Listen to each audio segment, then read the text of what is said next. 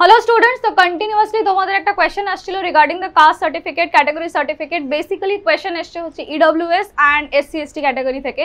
তো ইডব্লিউএস এর দেখো দুটো সেগমেন্ট আছে। আমরা এনটিএ তে কল করে এটার তোমাদের যে কোশ্চেনটা এসেছিল সেটাকে ক্ল্যারিফাই করার জন্য আমরা এনটিএ তে কল করেছিলাম, আর আজকে যে আনসারটা দিচ্ছি সেটা বেসিক্যালি এনটিএ কল থেকে যে আনসারটা পেয়েছি সেটা তোমাদের সামনে আমি প্রডিউস করছি।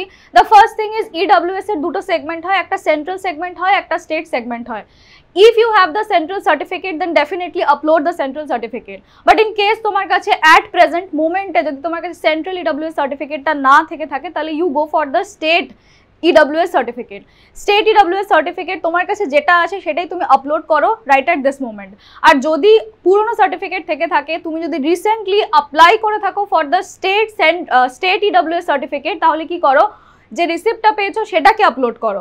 কারণ তোমাদের দুটো অপশন আছে, এক you have the EWS certificate or you don't have the EWS certificate.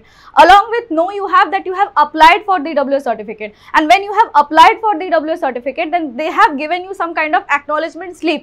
তো সেই অ্যাকনলেজমেন্ট স্লিপটা যেখানে তোমাকে EWS সার্টিফিকেটটা আপলোড করতে হতো সেই জায়গাতে গিয়ে আপলোড করো।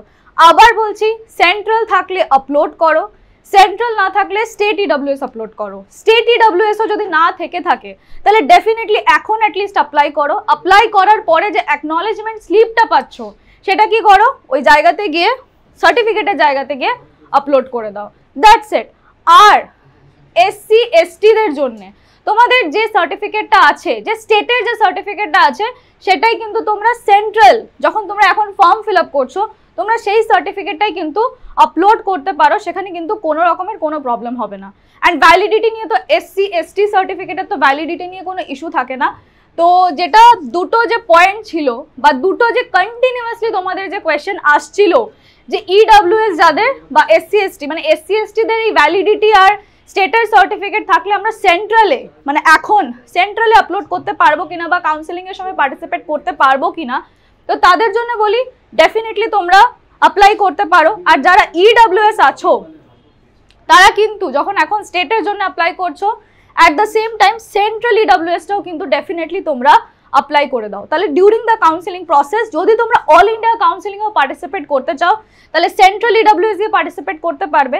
আর যদি স্টেটের কোনো কলেজে অ্যাডমিশন নিতে চাও তাহলে তোমাকে কি করতে হবে, স্টেট ইডব্লিউএস সার্টিফিকেটটা প্রডিউস করতে হবে। আই থিঙ্ক তোমাদের সব ডাউট অ্যান্ড যে কোয়েশ্চেন্সগুলো ছিল সেগুলো ক্লিয়ার হয়ে গেছে।